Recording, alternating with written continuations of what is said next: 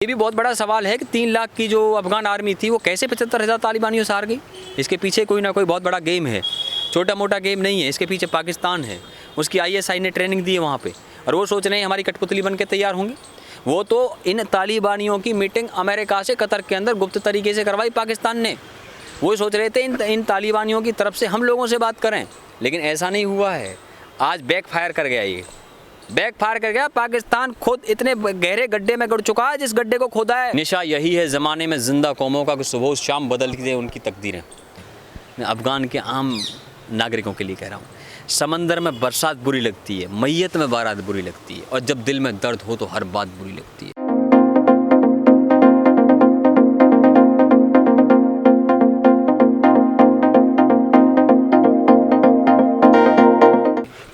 दिल में जब दर्द होता तो हर बात बुरी लगती है। मैं अधिक नहीं कह सकता। उनकी मानवता के लिए, सारे संसार के लोगों को, वहाँ की महिलाओं के लिए आप सर्वे करा लीजिए। पाकिस्तान, हिंदुस्तान और अफ़गानिस्तान में वहाँ की महिलाएं क्या चाहती हैं, उनके अधिकारों के लिए हम लड़ते रहेंगे। ये देश लड़ता रहेगा। भारत रॉ NTRO सबको लगा रखा है।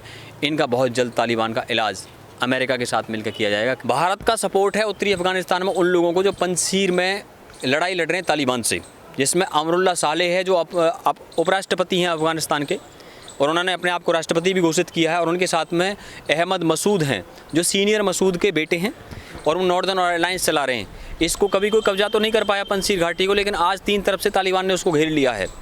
कोई बात नहीं है, उनको जो है उनकी जो सीमा है उत्तरी अफ़गानिस्तान की उधर लगती है ताजिकिस्तान से, जहाँ पे भारत का एयरबेस भी है। डरने की ज़रूरत नहीं है, लेकिन उसको मदद नहीं मिल रही दुनिया से।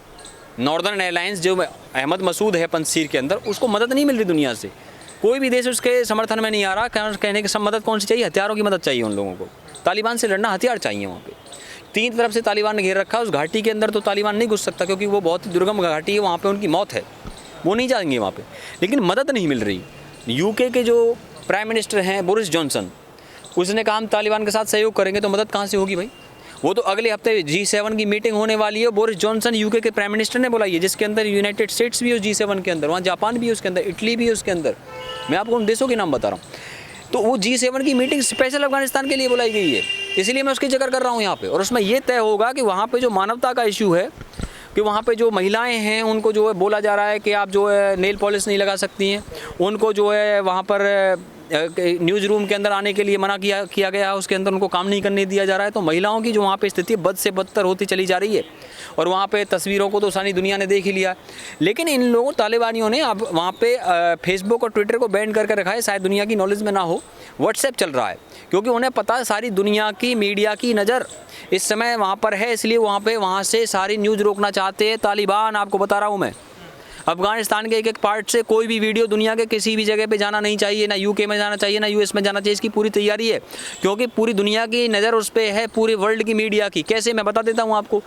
पिछले जब से 16-15 अगस्त से उसने कब्जा किया, तब से हर दिन की जो प्राइम टाइम डिबेट है फॉक्स न्यूज़ के अंदर, फॉक्स न्यूज़ जो अमेरिका का नंबर 1 न्यूज़ चैनल है, वो तो अफगानिस्तान के मामले को लेकर कोई, ये बहुत बड़ी बात है। ये न्यूयॉर्क टाइम्स की लगातार जो हेडलाइन है वहाँ पे द वॉशिंगटन पोस्ट की, और जो हेडलाइन है संडे टेलीग्राफ की UK के अंदर, जो टाइम्स की हेडलाइन है वो यही बनी हुई है। आपको बता रहा हूँ मैं, लगातार आज 6 दिन से भी ज़्यादा हो चुका है, अभी भी वो हेडलाइन बनी हुई है। इसका मतलब जो पश्चिमी मीडिया है उसके अंदर ये पहले नंबर पे चली हुई है। ये आपको बता रहा हूँ मैं, चाहे फॉक्स न्यूज़ है, चाहे CNN है, और चाहे ABC है, और चाहे NBC है। सबके हेडक्वार्टर तो देखो इनके वहाँ मैनहट्टन के अंदर, न्यूयॉर्क के अंदर। जो वहाँ से जो सबसे प्राइम जगह है जहाँ पर बिजनेस की न्यूज़ ज़्यादा दिखाई जाती है, वहाँ पर भी अफगानिस्तान का मामला पहले नंबर पर दिखाया जा रहा है, क्योंकि न्यूयॉर्क स्टॉक एक्सचेंज है मैनहट्टन के अंदर।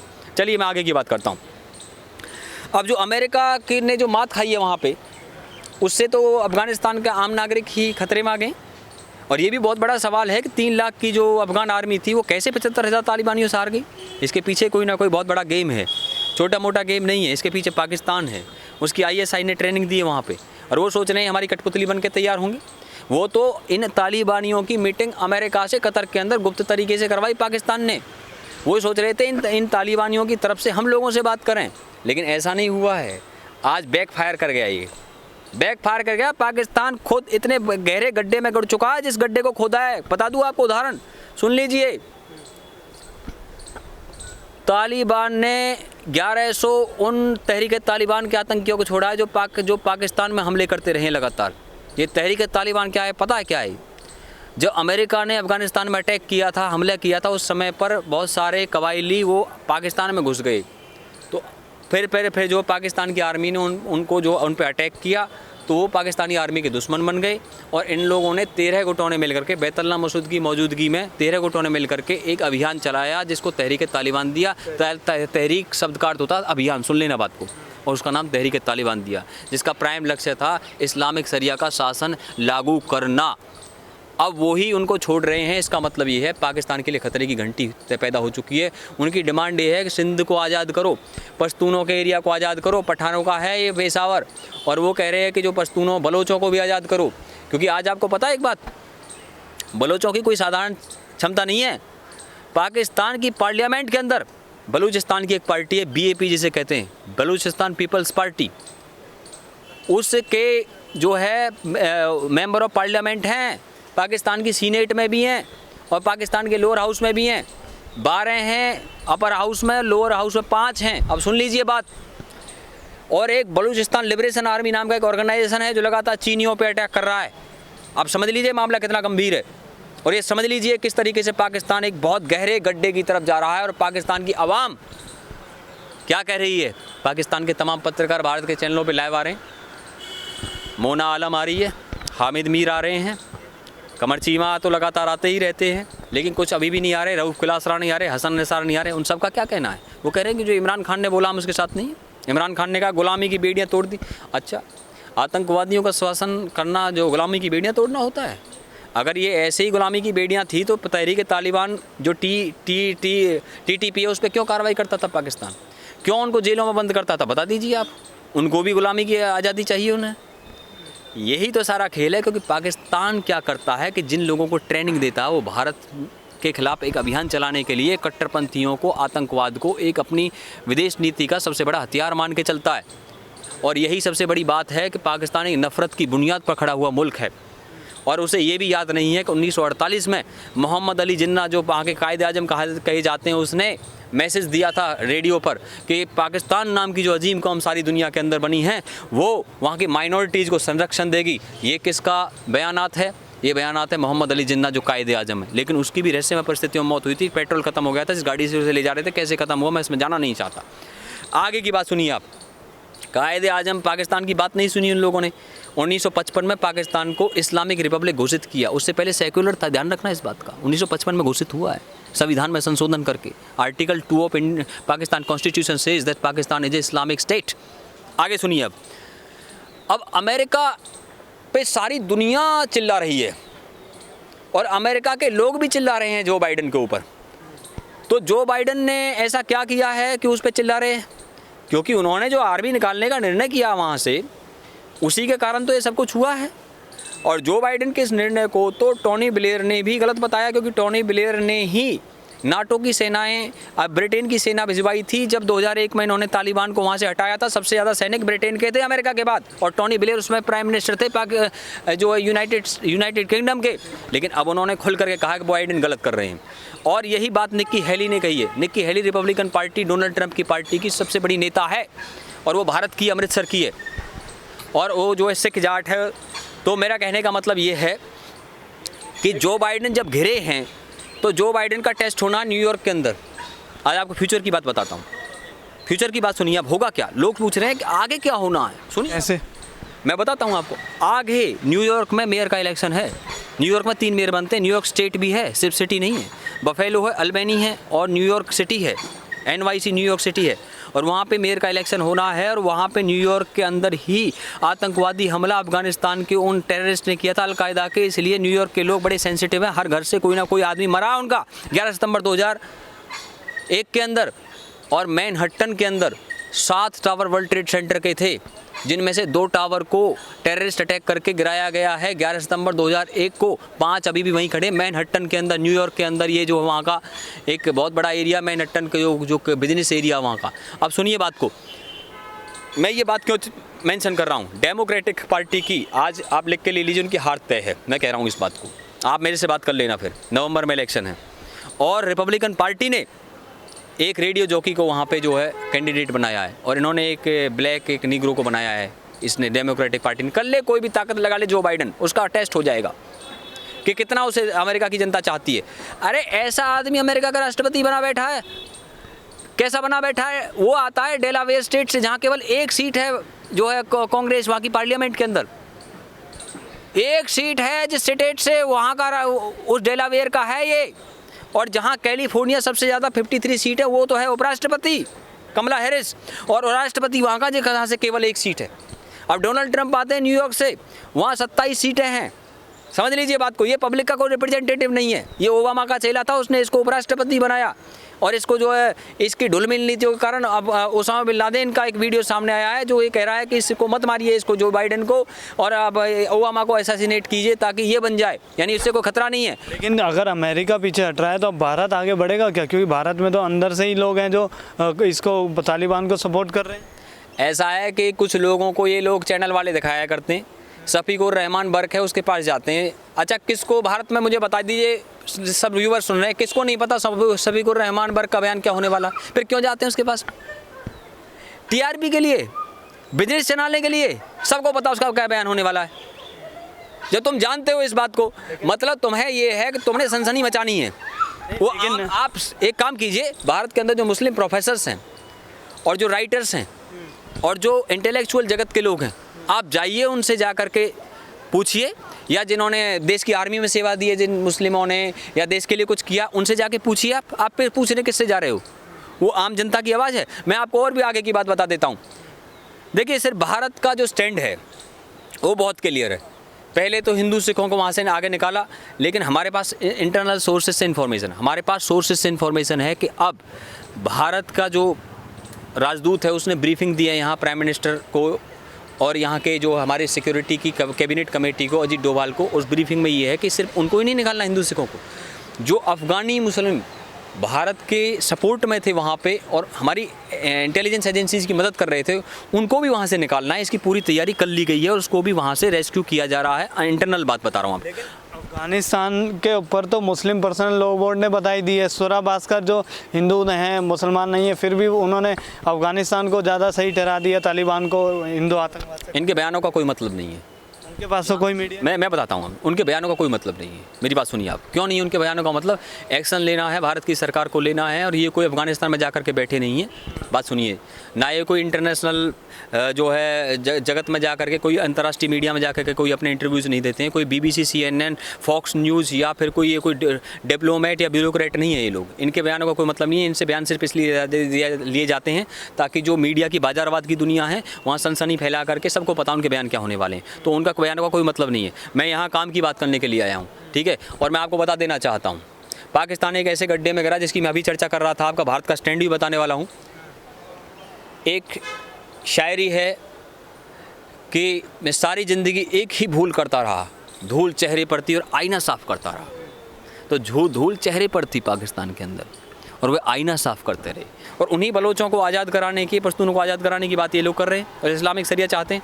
इसका मतलब ये सारे उदाहरण मैं किस लिए दे रहा हूँ? ये सारे उदाहरण इसलिए दे रहा हूँ, जो तहरीक तालिबान ये काम किया करता था, पाकिस्तान की आर्मी पे अटैक करता था, वहाँ के आर्मी स्कूल पे अटैक करता था, वे लगातार छोड़ दिए गए हैं। पाकिस्तान के जले में नमक छिड़क दिया है अफगानिस्तान के तालिबान। पाकिस्तान पे अटैक करते थे तो भारत पे भी कर सकते हैं। वो कर सकते हैं, मैं जानता हूँ, लेकिन पहले ये देखा जाता सबसे बड़ा दुश्मन कौन है और भारत उनसे बहुत दूर है। वो कहाँ काम करते हैं? वो अफगानिस्तान के बॉर्डर पे Khyber Pakhtunkhwa, north west frontier जिसको कहते हैं, और दूसरा बलूचिस्तान। वो कहाँ पे? अफगानिस्तान के बॉर्डर पे। भारत के साथ उनका बॉर्डर नहीं लगता है। भारत के साथ में अफगानिस्तान की थोड़ी सी सीमाएं लगती हैं जो कि POK के साथ लगती हैं। POK इस समय पाकिस्तान के कब्जे में, पाकिस्तान ऑक्यूपाइड कश्मीर की मैं बात कर रहा हूँ। आगे सुनिए आप, उन लोगों का जो प्राइम पर्पज़ है वो इस्लामिक शरिया है, ये चीज़ समझ लीजिए। ISIS की भी मौजूदगी भी है अफगानिस्तान के अंदर। वो वहाँ घरों में घुस रहे हैं और वो घरों में इसलिए घुस रहे हैं, उन्हें पता है क्योंकि इस समय तालिबान की सरकार है, सारा जिम्मा इन्हीं के ऊपर आएगा, तुम कुछ भी करते रहो। ध्यान रखना इन बातों का। और आगे की बात सुनिए। देखिए, ये सब चीज़ हम मेंशन कर रहे हैं, लेकिन अब ये चलेगा कैसे? अब अफगानिस्तान रन कैसे होगा? पैसे तो सारे फ्रीज कर दिए। जो रिजर्व फंड है वहाँ का, जिस फंड से सारा अफगानिस्तान चलता है, वो सारा का सारा अमेरिका ने फ्रीज कर दिया। कई बिलियन डॉलर में था वो। आगे सुनिए, IMF ने 3,412 करोड़ का फंड उन्होंने भी फ्रीज कर दिया, नहीं उसको रोक दिया, यानी कि उसको यूज नहीं कर सकते वो। IMF ने, अंतर्राष्ट्रीय मुद्रा कोष ने। अब कैसे चलेगा? उस आर्थिक मदद के लिए सबसे पहले सरकार तालिबान ने अब काबुल को कब्जाने के बाद सबसे पहले पता मुल्ला बरादर किससे मिलने गए? तालिबान के चीफ, चाइना के विदेश मंत्री सबसे पहले, क्योंकि पैसा चाइना के पास में है, वही पैसा दे सकते हैं। और उन्हें ये भी पता है ये वही चाइना है जिसका $60 बिलियन का इन्वेस्टमेंट पाकिस्तान के अंदर है और बलूचिस्तान में है ख़ास तौर पे। और वहीं पे चाइना वालों के ऊपर अटैक हो रहे हैं लगातार। अब समझ रहे ना, चाइना भी घिरा पड़ा है, अटैक हो रहे हैं चाइना के ऊपर। खैबर पख्तूनख्वा में अटैक हुआ है। आगे सुनिए, ये जो बात बता रहा हूँ, अब जब बैकफायर हुआ तालिबान की तरफ से, वो बता रहे हैं पाकिस्तान को हम तुम्हारी कठपुतली नहीं है, हम अपने दम पे चलने वाले लोग हैं। तो उस केस में क्या हो गया पाकिस्तान के साथ में? ये हो गया अच्छा सिला दिया मेरे यार ने और यार ने ही लूट लिया घर यार का। ये है ना, अच्छा सिला दिया मेरे यार ने ही लूट लिया घर यार का। यानी इन्होंने ट्रेनिंग दी, ISI वालों ने खड़ा किया इसको, सब कुछ किया। अब वही को चीन, क्योंकि नाग जो होता है, अजगर जो होता है, जो पैदा करता है उसको, वो पैदा करने वाले जो बनाने वाला है। एक संस्कृत में एक कहानी थी पहले, एक मरा हुआ शेर पड़ा था कहीं पे और 4 आदमी पहुंच जाते हैं वहाँ पे। वो जो है एक उनमें से खून बनाना जानता है, एक हड्डी बनाना जानता है, एक मांस बनाना जानता है और एक जिंदा करना जानता है। तो तीनों लोग जो वहाँ पे उसको कहते हैं कि इसको शेर को जिंदा करो, हड्डी खून मांस सब कुछ लगा देते हैं उसमें, संक्षिप्त में बता रहा हूँ। लेकिन आखिर में जो जिंदा करने वाला आदमी होता है वो कहता भाई ऐसा है ये जिंदा हो जाएगा तो हमको खा जाएगा, फिर सबसे पहले मुझे पेड़ पे चढ़ जाने दो। जो कहा किसी को नहीं खाएगा क्योंकि हम ही बना रहे हैं इसको। तो उसने कहा कोई बात नहीं, मुझे एज ए सिक्योरिटी पेड़ पे चढ़ जाने दो। तो एज ए सिक्योरिटी पेड़ पे चढ़ गया और पेड़ पे चढ़ने के बाद में उसने उस शेर में जान डाल दी और वो सबको खा गया जितने नीचे घूम रहे थे। और वो पेड़ वाला था, वो समझदार था।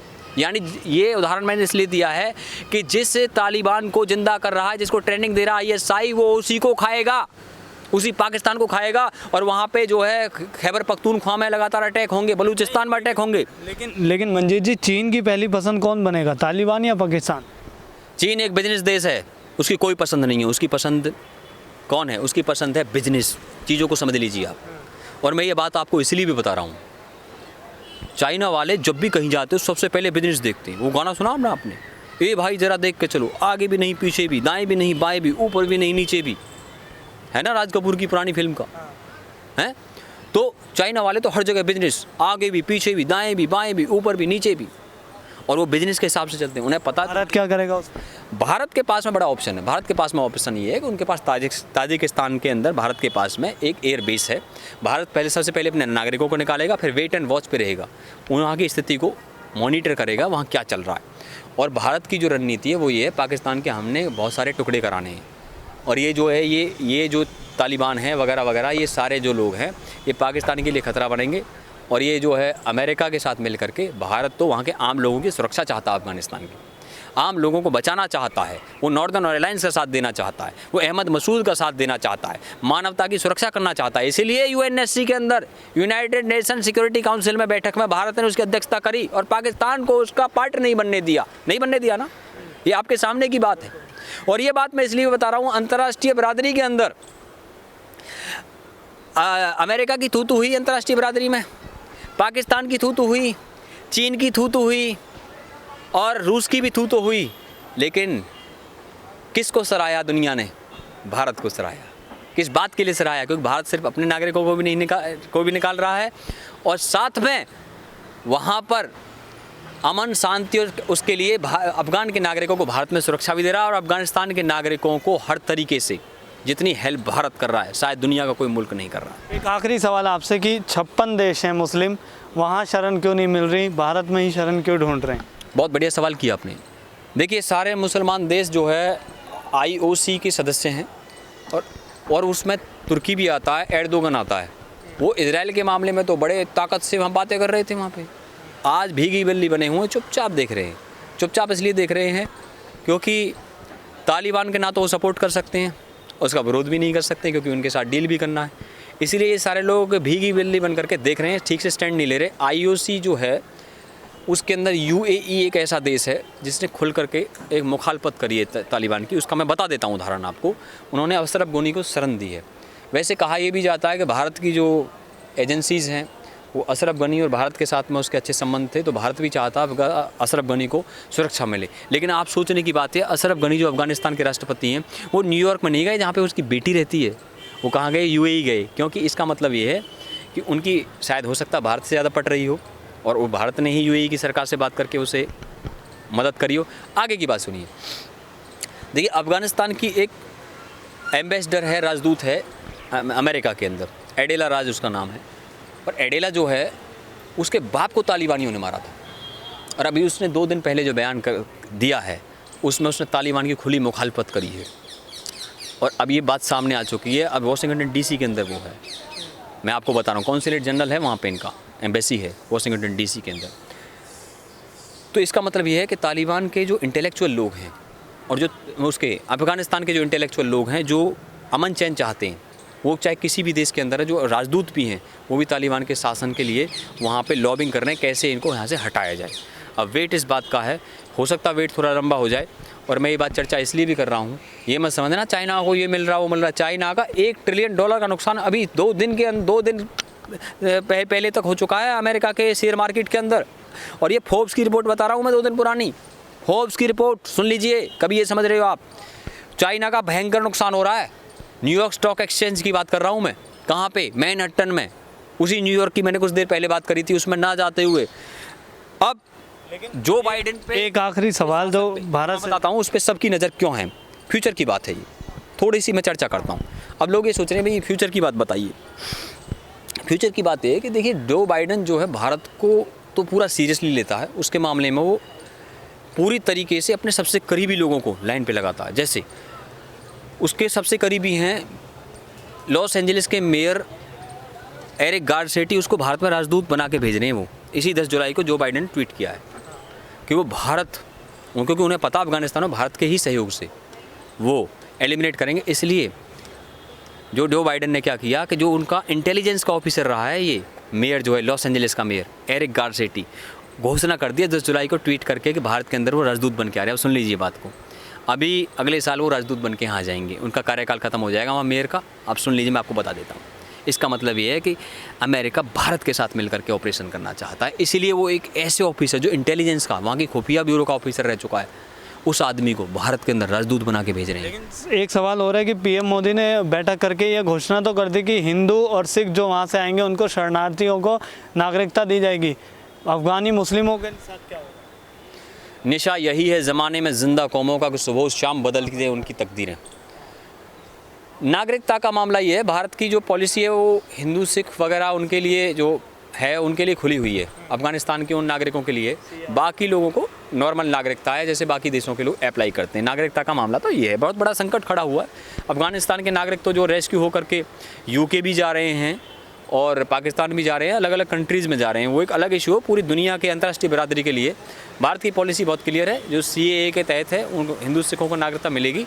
लेकिन साथ में भारत अपनी पॉलिसी को, जो लोगों ने भारत की मदद करी है, जो सीनियर, उनको भी ढील दे करके। आपको नहीं लगता कि अफगानी मुस्लिमों को अगर शरण देंगे, नागरिकता देंगे, तो भारत को और पीएम मोदी को फ़ायदा मिलेगा? नहीं, देखिए, जो कानून में होता नागरिकता उस हिसाब से मिलती है। भारत सरकार का मैटर नहीं है ये, मैटर ये कानून में क्या लिखा है। नागरिकता के भारत के अंदर नियम है, 5 साल लग जाते हैं, 10 साल भी लग जाते हैं उसमें। तो उससे जो कि भारत के कानून और संविधान के दायरे में नागरिकता हर देश के लोगों को वैसे ही मिलती है, उसके लिए कोई स्पेशल प्रोविज़न नहीं है अफगानिस्तान के लिए। पहले तो मैं आपको ये बता देता हूँ।